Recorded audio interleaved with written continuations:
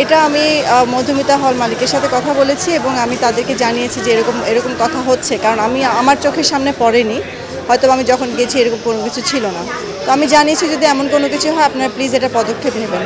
তো আমি আশা করি যদি এমন কোনো কিছু হয়ে থাকে তো ডেফিনেটলি নওশাদ ভাই যিনি আছেন উনি এটা ডেফিনেটলি কোনো না কোনো পদক্ষেপ তো ডেফিনেটলি নেবেন। আর আমরা যেটা করতে পারি সেটা হচ্ছে আমরা আমাদের দিক থেকে হয়তোবা আমাদের লোকজন যারা আছে তারা হয়তোবা দেখে আমাদের যে প্রতিনিধি থাকে সিনেমা হলে তারা হয়তোবা চেক করতে পারে যে আসলে কী হচ্ছে।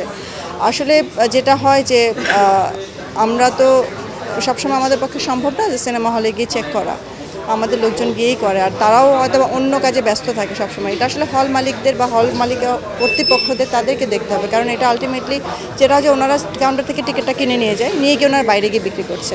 সো এটা ওনাদেরকেই বন্ধ করতে হবে। এটা আসলে আমাদের হাতে নেই যে টিকিটটা, কারণ টিকিট তো আমরা বিক্রি করছি না। আমরা যদি বিক্রি করতে পারতাম বা আমাদের যদি সিস্টেমে এরকম থাকতো যে এক্সাম্পল যে বরবাদ সিনেমার টিকিট যদি কিনতে হয় সব সিনেমা হলের লিস্টগুলো আমাদের সিস্টেমে থাকবে এবং সিস্টেম থেকেই কিনতে হবে। যদি এমন কিছু থাকতো তাহলে হয়তো সেটা আমরা কন্ট্রোল করতে পারতাম, বাট যেহেতু এটা আমাদের সিস্টেমে নেই, এটা আমাদের হাতে নেই, সেক্ষেত্রে আমাদেরকে হল মালিকের শরণাপন্ন হতেই হয় আর ওনাদের উপরেই ডিপেন্ড করতে হয়।